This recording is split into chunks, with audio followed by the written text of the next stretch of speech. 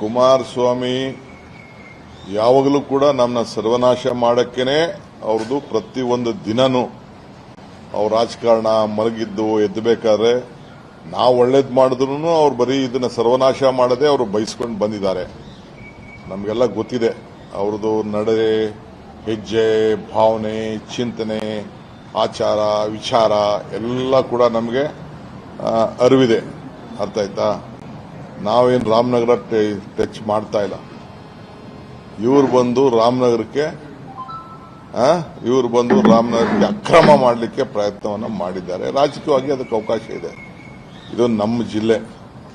ರಾಮನಗರ ತಾಲೂಕವರು ನಮ್ಮವರು, ಚನ್ನಪಟ್ಟಣವರು ನಮ್ಮವರು, ಕನಕಪುರದವರು ನಮ್ಮವರು, ಮಾಗಡಿಯವರು ನಮ್ಮವರು. ನಮ್ದು ಬೆಂಗಳೂರು, ರಾಮನಗರ ಅಲ್ಲ, ನಮ್ದು ಬೆಂಗಳೂರು. ಈ ಬೆಂಗಳೂರು ಕೆಂಗಲ್ ಹನುಮಂತಯ್ಯ ಕಟ್ಟಿದಾಗ ಈ ವಿಧಾನಸೌಧ ಕಟ್ಟಿದ್ದು ಬೆಂಗಳೂರಿನಲ್ಲಿ. ರಾಮಕೃಷ್ಣ ಹೆಗಡೆ ಬಂದು ನಿಂತಿದ್ದು ಬೆಂಗಳೂರಲ್ಲಿ. ದೇವೇಗೌಡರು ಬಂದಿದ್ದು ಬೆಂಗಳೂರು ಜಿಲ್ಲೆಯಲ್ಲಿ. ಕುಮಾರಸ್ವಾಮಿ ಬಂದು ನಿಂತಿದ್ದು ಬೆಂಗಳೂರು ಜಿಲ್ಲೆಯಲ್ಲಿ. ಅರ್ಥ ಆಯ್ತಾ? ಅವತ್ತು ನಾವು ಸಲಹೆ ಕೊಟ್ಟಿದ್ದು. ಹೆಸರು ಇಟ್ಕೊಂಡು ತಪ್ಪು, ನಾನು ಅವ್ರದ್ದು ವಿಚಾರಕ್ಕೆ ನಾನೇನು ತಪ್ಪಲ್ಲ. ಇವತ್ತು ಬೆಂಗಳೂರು ವಿಶ್ವಮಟ್ಟದ್ದು. ಆ ಹೆಸರನ್ನು ಯಾಕೆ ನಾವು ಹಾಳು ಮಾಡ್ಕೋಬೇಕು?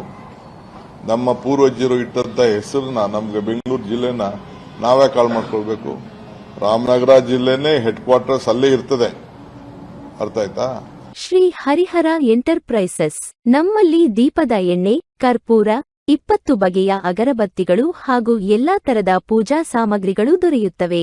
ನಮ್ಮ ಉತ್ಪನ್ನಗಳನ್ನು ಉಪಯೋಗಿಸಿ ಭಗವಂತನ ಕೃಪೆಗೆ ಪಾತ್ರರಾಗಿ. ನಮ್ಮ ಜನಕ್ಕೆ ಒಂದು ಹೊಸ ದಿಕ್ಕನ್ನು ಕೊಡಬೇಕು.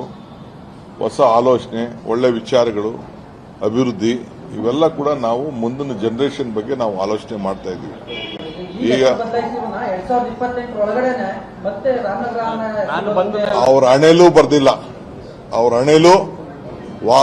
ಬರ್ದಿಲ್ಲ. ಅದು 2028ಕ್ಕೆ ಕಾಂಗ್ರೆಸ್ ಪಾರ್ಟಿ ಈ ರಾಜ್ಯದಲ್ಲಿ ಅಧಿಕಾರದಲ್ಲಿ ಇರ್ತದೆ. ನೀವು ಬರ್ಕೊಳ್ಳಿ, ದಾಖಲೆ ಹೇಳ್ತಾ ಇದ್ದೀನಿ.